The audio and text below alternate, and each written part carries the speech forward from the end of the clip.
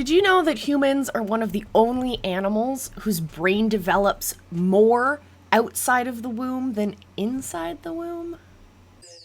Tap into the psychology of engagement and more. This is where we talk about life, learning, and everything in between. This is the Lifelong Podcast, a show for those of you who love to ask why. It's because we're marketers. It's because we're coaches. It's because we're change makers. Each week, we dive into the big questions and explore the psychology of engagement with strategies, tactics, and special guests along the way. Now, here's your guide, the visibility hacking queen herself, Coach Molly. Hey, visibility hackers, it's me, Coach Molly from visibilityhacking.com, and you are here at the Lifelong Podcast. So glad you are here to join us. We're going to have a fantastic episode for you today. Today, we're talking about brain development and what that has to do with engagement, and we're kind of going to talk about a whole bunch of different things all together. I'm excited. I hope you are too. But before we dive into anything, I want to remind you that you can find me on all of your favorite social platforms. I'm Coach Molly with an E on Twitter and on Clubhouse. Come join me on Clubhouse. We have some pretty amazing conversations, from disrupting education to psychology for marketers. And if you're listening to this episode, I think you'll enjoy the Psychology for Marketers show on Clubhouse. So come on over, join me there. And if not, while you're listening to the podcast, make sure that you like, subscribe, download all of your favorite episodes, and most importantly, share this with a friend that you have that might enjoy this topic as well. All right, so let's dive into today's lesson, topic, conversation, whatever. We're going to talk about brain development and engagement conditioning. So last week we talked about Mr. Pavlov and his dogs and the idea of classical conditioning. The idea that if we look at our unconditioned stimuli and our unconditioned responses, we can kind of work some magic and create responses, conditioned responses, that are ones that are going to meet our needs, which is pretty fantastic. Like, think about the way that you can use that as a coach, for example, and how you can actually help change the behaviors of your clients so that they can achieve the results that they've been struggling to achieve for so long. It's all in the brain. It's all just the way that we talk to ourselves, and the way that we engage with the world around us. So, yeah.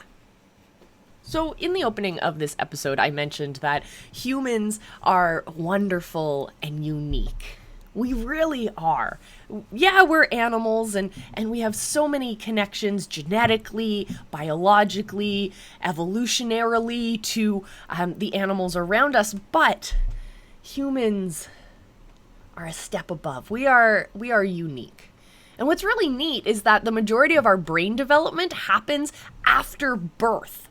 These little brains were developed in a way that in order to come out into the world through the birth canal, we need to have a small head. So all of that brain development, all of that brain growth happens primarily outside of the womb. And I think that is really neat. That means that each and every one of us, I don't care how old you are, you're still learning, you're still growing. And that's really exciting. So the development the development of the human brain, we now know, isn't happening in this protected, safe environment of a womb. It's happening out in the world around us. It's a developmental response to the environment that we find ourselves in and to the associated stimuli that are around us. So we talked last week about classical conditioning and the idea that we can create, or we have natural responses to the stimuli around us, and then we can also modify those responses as well. So think about all of the stimuli you have around you just right now. Just close your eyes or just casually look around and look at all the different things that are making noise, things that are flashing at you, things that are calling for your attention. The advantage that humans have above the rest of the animal kingdom is that we as humans are intellectually adaptable. we can change our way of thinking to adapt to the environment. That's incredible. Because we as a species can have humans thriving in so many different environments. We can even send, besides the amazing brain power it takes to send humans into space in the first place, what happens to a human brain when they're in space for a year, for example? They start to see their world in a different way. They start to function with that environment around them in a different way than, say, someone who moved from the busy inner city to the Amazon jungle, right? It's a new environment. It's full of different stimuli. It's full of new stimuli that we don't necessarily have the appropriate conditioned responses to. I think that's so fascinating. Each and every human is going to develop differently based on the stimuli around them. So if we, as coaches and consultants and mentors and educators, keep in mind the environments around us are important in our brain development, but they're also going to be different for each and every one of our students or each and every one of our people within our community. How can we then bridge the gap? How can we bring people together at the same time as benefiting from that diversity? I love psychology and brain development. This just absolutely fascinates me. So in order to develop these bonds, even outside of childhood, like when we're interacting with each other as adults, we need three things. We need the ability to bond with other humans. We need a sense of community. We need to manipulate our physical...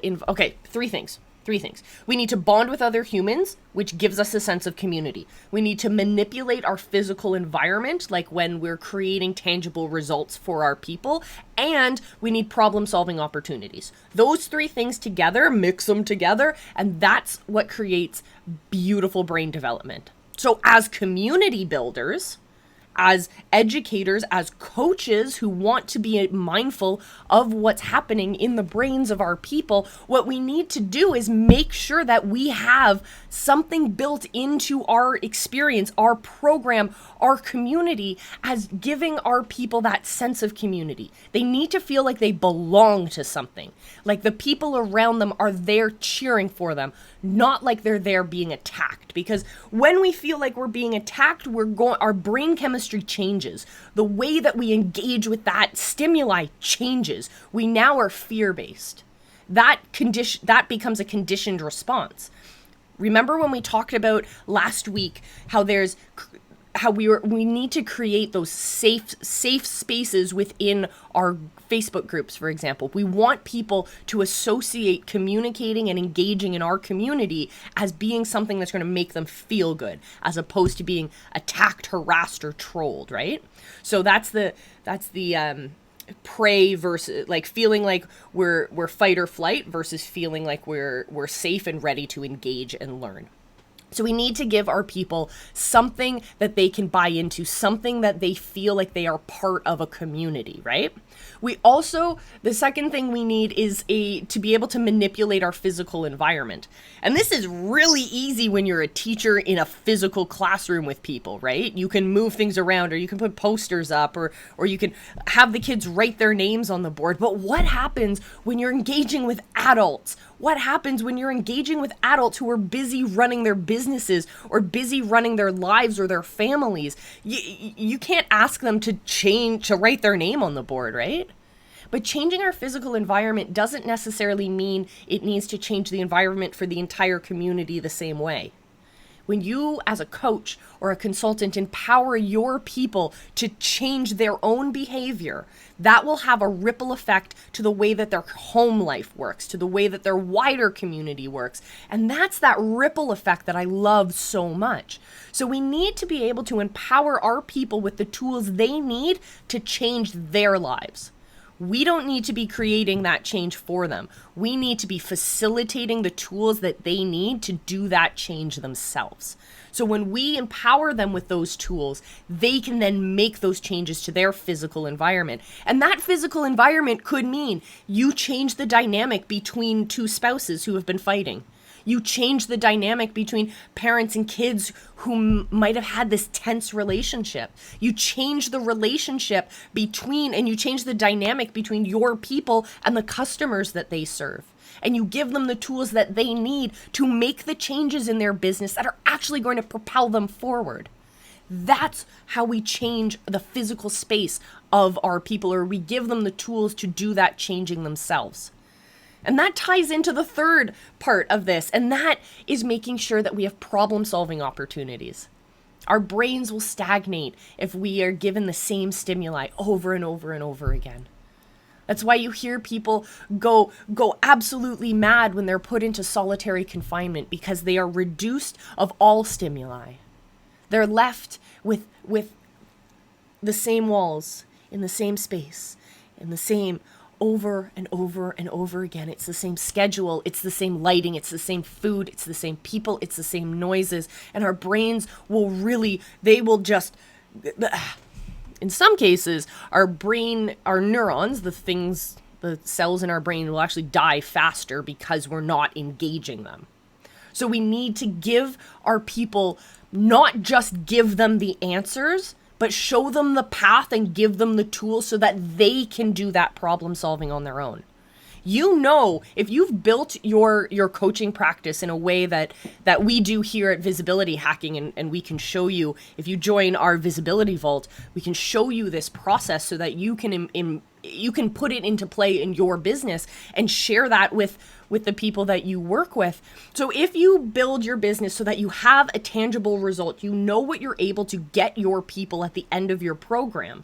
If you know that, then you know what this path looks like.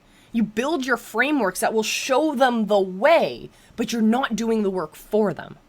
Maybe you're a done-for-you agency where you actually are doing things for people, but you're not solving all of their problems.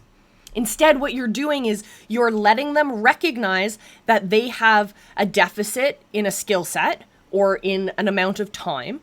You're solving that solution, but you're not solving the next problem. You're opening that up. You're giving them opportunities to think about things, to think, all right, what are the contingency plans? What if?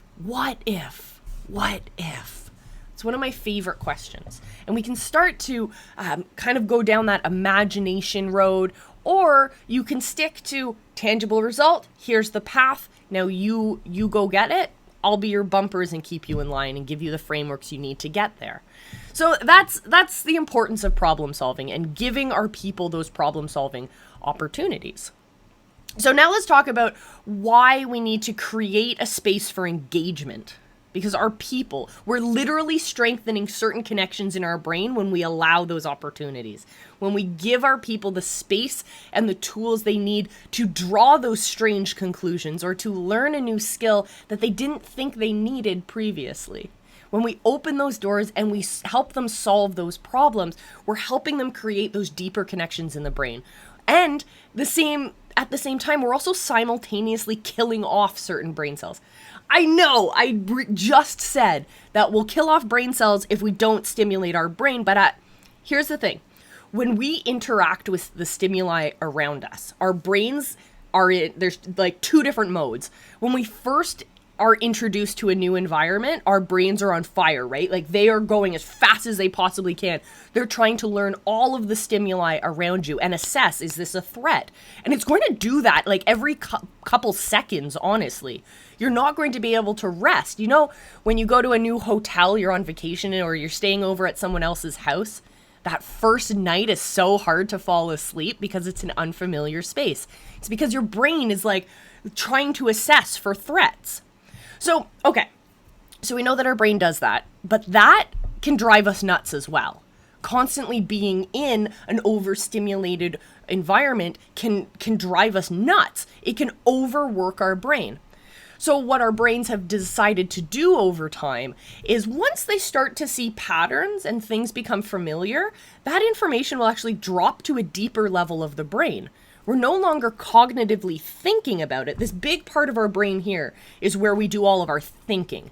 And then the deeper into our brain becomes more of our older kind of brain, our animal brain, all the way to the very center, which is what we call our lizard brain. It's not because we're lizard people, it's because that segment of our brain is also found in reptiles. So it's a very basic level of our brain. That limbic system in our lizard brain, it helps us breathe. It helps us stay alive. But lizards aren't thinking about complex ideas. They don't have that neocortex. They don't have that thinking space in their brain. So we go from this thinking space in our brain, what are the threats, what's going on, to finding connections and finding patterns, which then allows that information to go deeper into our brain, and it becomes more of an automatic response. Our brain is no longer looking for threats. And that it's in those patterns that our brain can then kill off some of those brain cells that weren't helping us. They were frazzled. They were looking overstimulated. So we don't need those. We're able to condense that information. We use less hard drive space in our brain, pretty much. So that's what's happening. We're both strengthening connections that are important and also killing off the connections that aren't helping us. And so this is when we have to make sure that we are learning our new behavior, that we're reinforcing that new behavior, and that we do that keeping in mind what's actually happening in our brains. So it's important to make these spaces for engagement. And the three things I want you to remember, and not only remember, but I want you to build them into your programs. I want you to find a way to make sure that in the way that you engage with your community, be you a teacher, a coach, a consultant, a speaker, it doesn't matter, but I want you to do these three things. I want you to find a space for your people to become part of your community. I want you to build a community. If you don't have a Facebook group or a Clubhouse club or a big following on your channel, I want you to find a space where your people can come together and be part of something bigger. If you want to make that even more complicated, give it a name. Like you guys, you're my visibility hackers. We hang out on Visibility Hackers Facebook group, and you can be part of it if you aren't already. Come on over, join me at visibilityhacking.com, and you can become an official visibility hacker. So find that space for community with your people. The next thing I want you to do is I want you to give them the tools they need to change their physical environment. Change the food that they're eating if you're a health coach. Change their behavior and the way they interact with their spouse if you're a relationship coach. Change what they're spending their money on if maybe you're a wealth and finance coach. Give them the tools they need to literally change the world around them. And that will lead to the third tip, which is making sure that you're creating problem-solving opportunities for your people. Don't just give them the answers on a silver platter, because they're not going to have that same impact, and they're not going to stay as conditioned responses in someone's brain as long as it would be if they had come to that conclusion themselves.